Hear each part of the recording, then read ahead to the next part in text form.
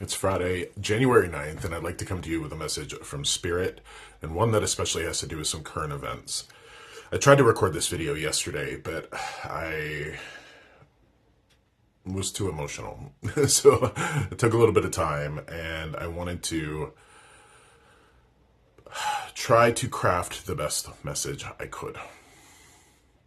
Yesterday morning on the 8th, I woke up and I'm like most people, I check the morning paper, I get on social media in that way. And it took me about 5 minutes before my heart broke for America, for the United States. My heart broke for everybody in this country, not just one side of a political divide, but everybody. And here's why. I'm speaking specifically to the shooting of Renee Good in Minneapolis, Minnesota, a tragic event with so many different tragic pieces leading up to that tragedy. I noticed that, again, in the way that we all love to be divided, I noticed that people were split pretty much right down the middle and going, what a tragedy, abolish ICE. It's ridiculous, a tragedy, and an innocent woman was killed by an untrained law enforcement officer.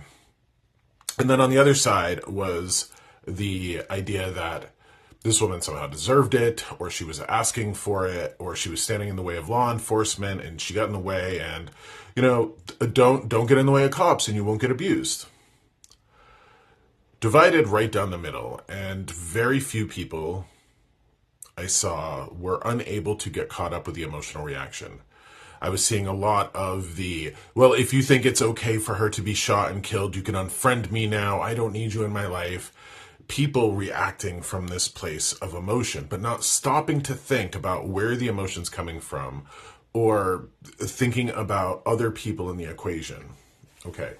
I'm not excusing any behavior here, but I hope to explain it.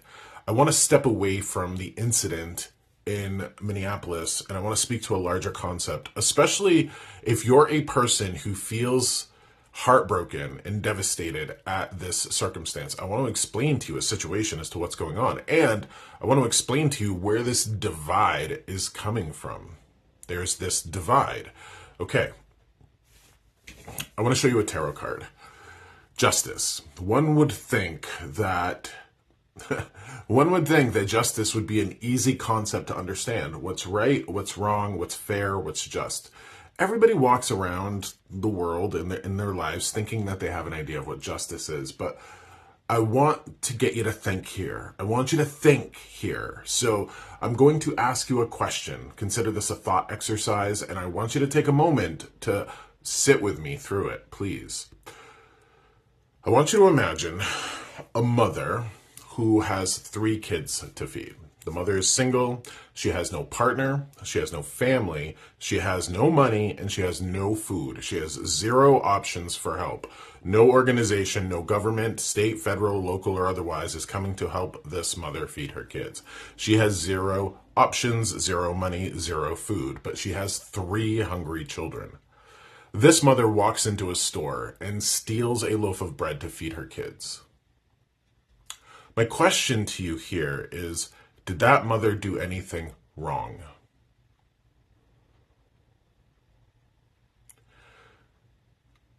I'm going to ask you to sit with this from a yes or no place.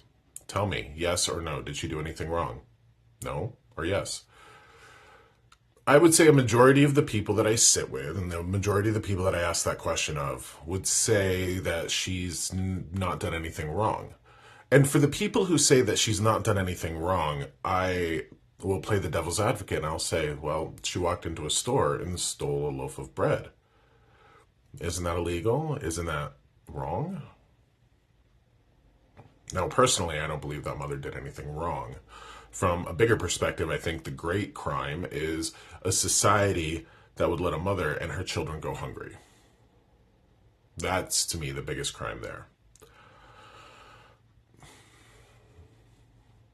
A lot of people will talk about spiritual battles, the forces of light versus dark, and there's you could lose yourself in that sort of argument. But I want to talk to the people whose heart is broken over Renee Good.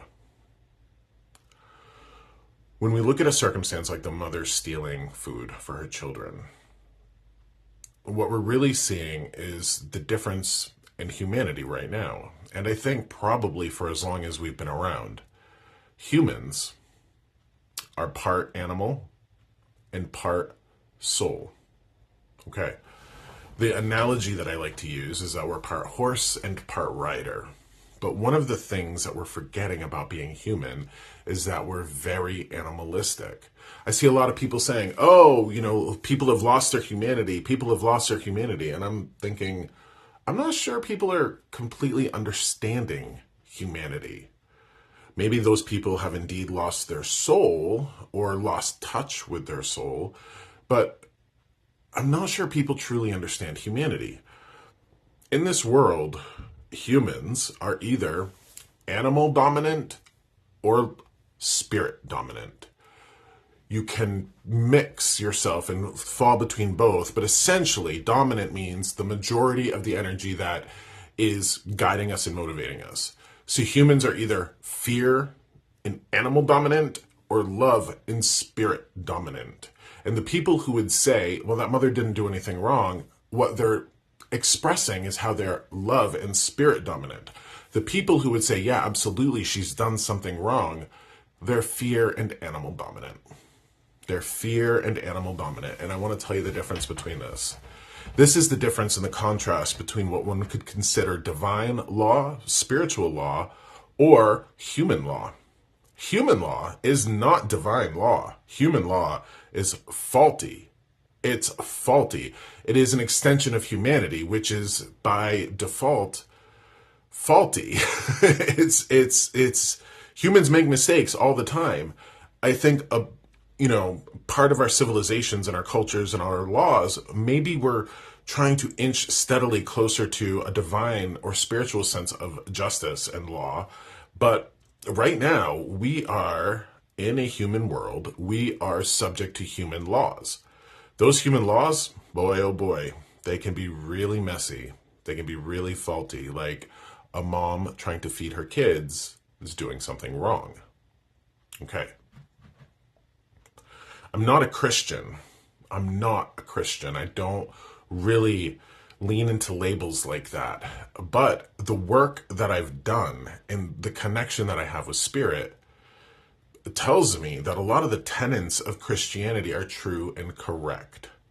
Pure love, pure, unadulterated, almost alien-like love. It's so big from the world of Spirit.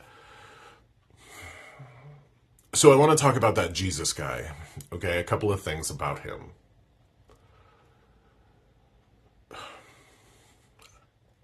Jesus had something to say to the effect of, we should be in the world, but not of the world.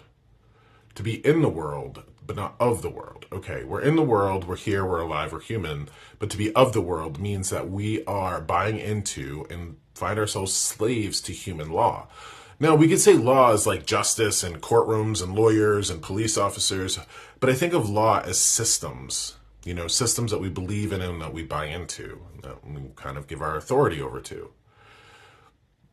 This might seem like it's a sideways point, but it's not. I want you to think about if you dislike your body. Is there a part of your body that you dislike? You think you're too overweight? You think you got wrinkles? You think you got gray hair?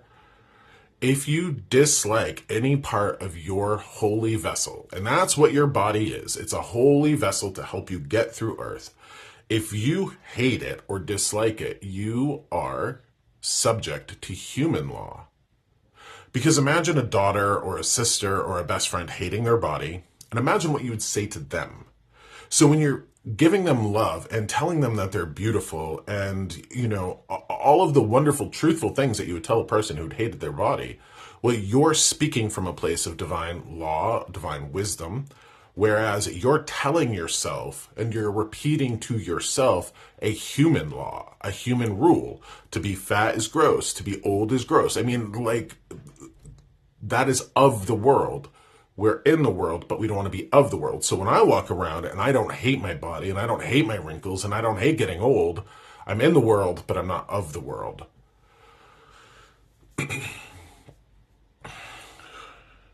If your heart's breaking, it's because you're guided to a greater degree by divine law, a divine wisdom. My heart breaks for the people who are guided by human law and human wisdom because it's faulty. It's secondary in nature to that intelligence that we get from the world of spirit, from our creator, from love, whatever you want to call it. Human law, human systems are faulty. Now, Jesus, again, kind of knowing the story of the guy, he was very much against the empire. So it's fascinating for me to watch people who consider themselves Christian licking the boots of some poorly organized and poorly regulated police force. Because it was the empire that killed Jesus. I mean, didn't Judas sell out Jesus for 40 pieces of silver to the Romans? I mean, isn't that how the story goes? Didn't Jesus rail against empire? And now watch how many so-called Christians are all about the empire. Well, it's because they're guided by fear. They're guided by their animalistic nature, the fear that is in humans. Now, here's where we understand humanity. Humans are tribal by nature. The human animal part of us, we're tribal. We worry about resources. You know, the abundance mindset is, again, a divine law mindset, whereas the scarcity mindset, oh my gosh, there's not enough to go around, that's a fear mindset. And we can see that in our fellow Americans. So as easy it is for people to stand on one side of a political divide and hate their neighbor and hate the other person, my heart breaks for people who are bamboozled by human law. Whether it is them licking the boots of some sort of political figure or police state, or whether it's them hating their body because they're buying into human systems. So there's a lot more going on right now in our world, and I see very few people speaking to the nuance and the gray areas and the difficulty and trying to understand it from a higher perspective, where I see a lot of people are like, no, fuck you. You know, you are somebody who is, you know, obviously thinking different than me, so I'm going to cut you completely out of my life. I'm not saying keep unhealthy or toxic people in your life, but I am saying maybe we should stop and consider why people are thinking the things that they are. And the divide that we find in America is something that has been very purposely done to us by foreign powers, by social media, by clicks and algorithms. Every bit of media that you'll watch, left, right, and center, is emotionally driven. And now here you are, seeing sound bites and videos. I mean, I cannot tell you the amount of people I saw that were like, did you watch the video? Did you watch this version of the video? Did you watch this video, the 22-second long video, or did you watch the 44-second long video? Did you see the whole thing? Well, if you're thinking this way, maybe you need to watch this video. A woman died. People are dying every day. A woman died. But you want to justify it by some angle on a video? I'm not sure people have lost their humanity. I think people are so disconnected from their soul, and it's tragic. It's tragic. So think about this the next time you have an emotional reaction, because they want you to. The media organizations, your social media feed, it does not matter if you're on TikTok or Facebook or anything. The algorithms of these platforms are geared toward emotional response, anger. It gets you addicted.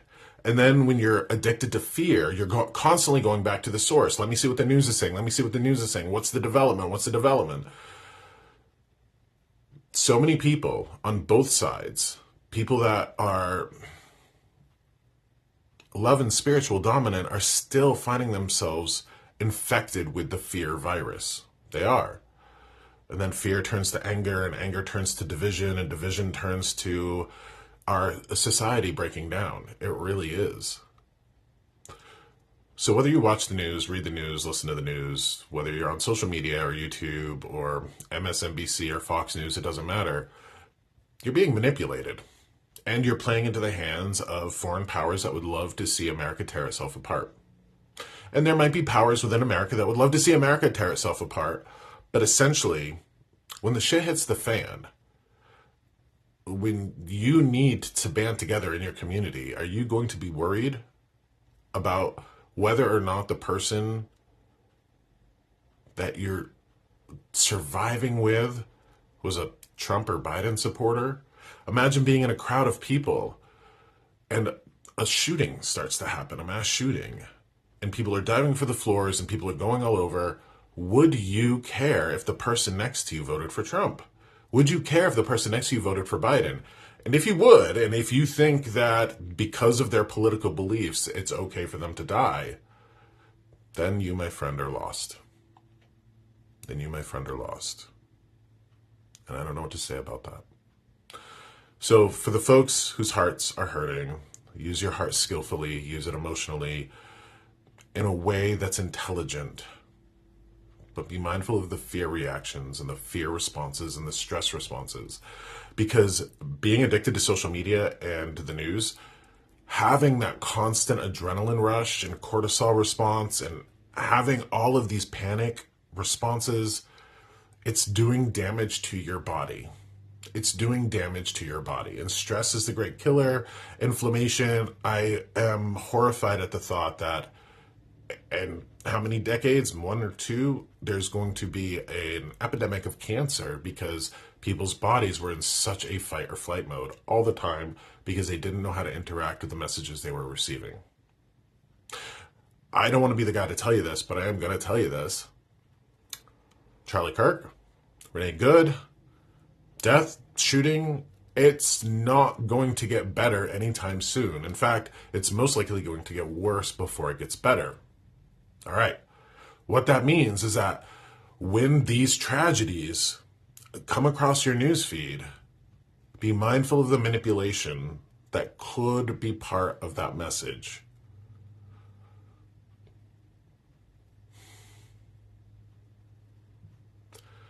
Take care of yourselves, watch your heart, be mindful, and understand that it's not really the forces of light and darkness. I think it's the forces of love and fear.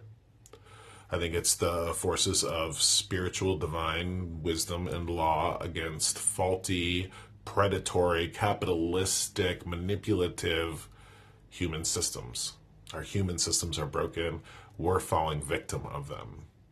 So I know a lot of big concepts, but I hope that they help you to understand your reaction, your place in this world, your place in the bigger stories as the history of America is unfolding beneath your feet. Be mindful, be full of love, and beware of your neighbors and consider where they're coming from. I don't know.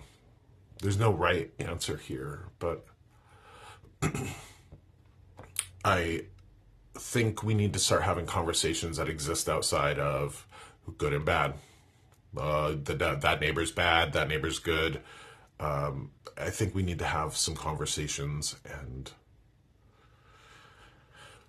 hopefully people are ready for it. If not, I don't know.